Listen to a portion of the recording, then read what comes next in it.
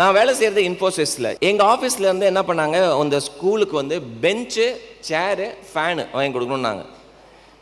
I never believed in this. ஏன்னா bench சேர்னால என்ன ஆக போகுது அப்படின்ட்டு நான் தான் சீஃப் கெஸ்ட்டாக போயிருந்தேன்.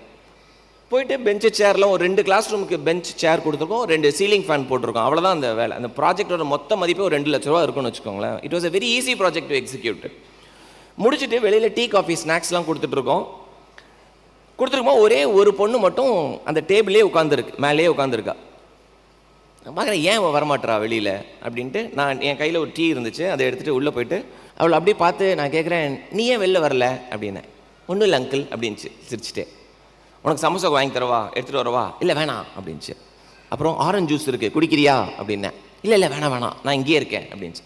அப்போ எனக்கு ஒரு நிமிஷம் என்ன தோணுச்சு, ஒருவேளை கை காலில் ஏதோ பிரச்சனை இருக்குது போல் அப்படின்ட்டு. அவளுக்கு தெரியாமல் நான் தூரமாக போய் நின்று கை கால்லாம் நார்மலாக இருக்கான்னு பார்க்குறேன். எல்லாம் நார்மலாக இருக்குது. அப்போ நான் போய் அவள் பக்கத்தில் உட்காந்துட்டு தோளில் கை போட்டு, நீ சொல்லு அங்கிள் கூப்பிட்றேன்ல, ஏன் வெளில வர மாட்டேன், உன் ஃப்ரெண்ட்ஸ் எல்லாம் அங்கே இருக்காங்களே, நீ ஏன் வெளில வர மாட்டேற அப்படியே என்னை திரும்பி பார்த்து, இதான் அங்கிள் ஃபஸ்ட்டு டைம் நான் பெஞ்சில் உட்காடுறேன், ஃபேனு கீழே இதான் ஃபஸ்ட் டைம் உட்காடுறேன், எவ்வளோ ஜாலியாக இருக்குது.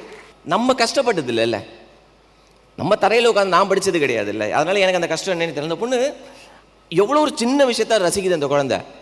ஃபேனு கீழே எவ்வளோ ஜாலியாக இருக்குது, சில்லுன்னு காற்று வருது, அதனால் நான் இன்னும் கொஞ்சம் நேரம் இப்படி உட்காந்துக்கிறேன் அங்கிள் அப்படின்னாங்க. Now that's when I realized, no matter how small or big your act of charity is, it makes a difference to somebody else's life. It makes a difference.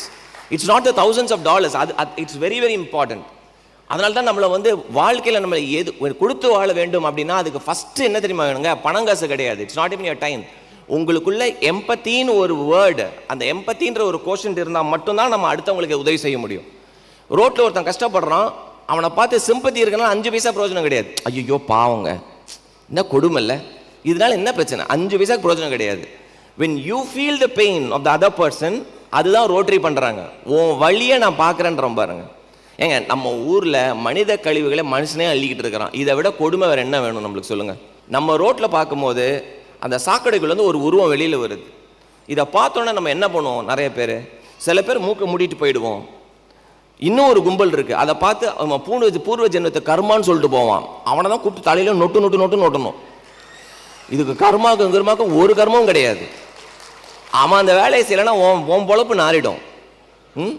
கர்மான்ட்டு போயிடுவான். இன்னொருத்தன் பாவன்ட்டு போயிடுவான். எவன் ஒருத்தன் இவன் வேலை உள்ளே இறங்கி வேலை செய்கிறானே, இவனோட கஷ்டம் போக்கணும்னு நினைக்கிறான், அவன் தான் எம்பத்தி உள்ள ஆள். He is a guy, and Rotarians, most of you Rotarians fall in that category. Your empathy quotient is the highest.